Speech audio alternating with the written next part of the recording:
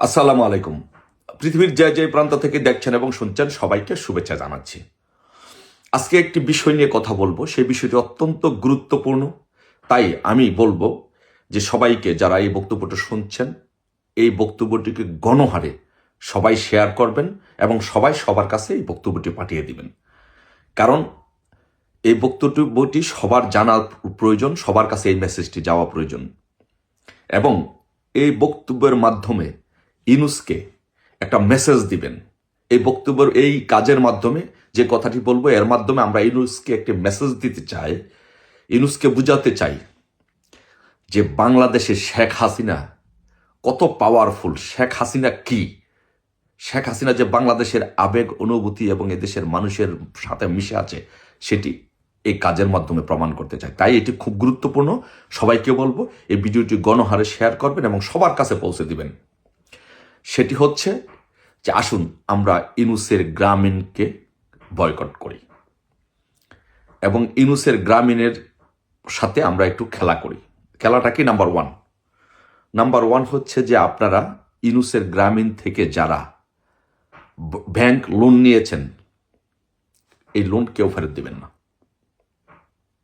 আর দ্বিতীয় হচ্ছে যারা লোন নেন নাই এখনো, তাদেরকে বলবো সবাইকে ইচ্ছে মতো গ্রামীণ থেকে লোন নেন, ইচ্ছে মতো গ্রামীণ থেকে লোন নেন, গ্রামীণ থেকে লোন নেন। আর তৃতীয় যে বিষয়টি হচ্ছে যে দলের নেতাকর্মী ভাইদেরকে বলবো, গ্রামীণ ব্যাংক, যেখানেই গ্রামীণ ব্যাংক দেখবেন সেটাকে আবু সাইদ করে দিবেন। যেখানে গ্রামীণ ব্যাংক দেখবেন সেটাকেই আবু সাইদ করে দিবেন, ইনকিলাব জিন্দালাশ করে দিবেন। গ্রামীণ ব্যাংক সুযোগ পাইলেই যখন দেখবেন এটাকে ইনকিলাব জিন্দালাশ করে দিবেন।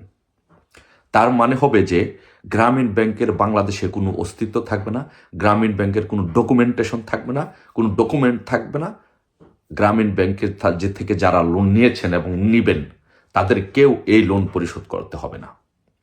আর এটুকু বিশ্বাস করেন, এটুকু বিশ্বাস রাখেন, ইনশাল্লাহ টুডে ও টুমরো, খুব শীঘ্রই ইনশাল্লাহ বাংলাদেশে শেখ হাসিনা ফিরবেন। আবার বাংলাদেশে সে 111-এ যেরকম হয়েছিল, তাকে জেলে নেওয়া হয়েছিল, তারপরে আবার সে প্রধানমন্ত্রী হয়েছে। এখন যেটা হচ্ছে এটা সাময়িক, বাংলাদেশে শেখ হাসিনা প্রধানমন্ত্রী হবে, শেখ হাসিনা আসবে। তাই বাংলাদেশে যারা গ্রামীণ ব্যাংক থেকে লোন নেবেন, অন্তত গ্রামীণ ব্যাংকের লোন কেউ পরিশোধ করতে হবে না। তাই সবাইকে বলবো, গ্রামীণ ব্যাংক থেকে যারা লোন নিয়েছেন লোন দিবেন না, যারা লোন না নিয়েছেন তারা লোন নিবেন। এবং গ্রামীণ ব্যাংকের শাখা বাংলাদেশে যেই প্রান্তেই পাবেন, সেখানেই সেই প্রান্তেই ইনকিলাব জিন্দালাশ করে দিবেন। এটা খুব গুরুত্বপূর্ণ এবং এই মেসেজটি ইউনূসকে দিতে হবে।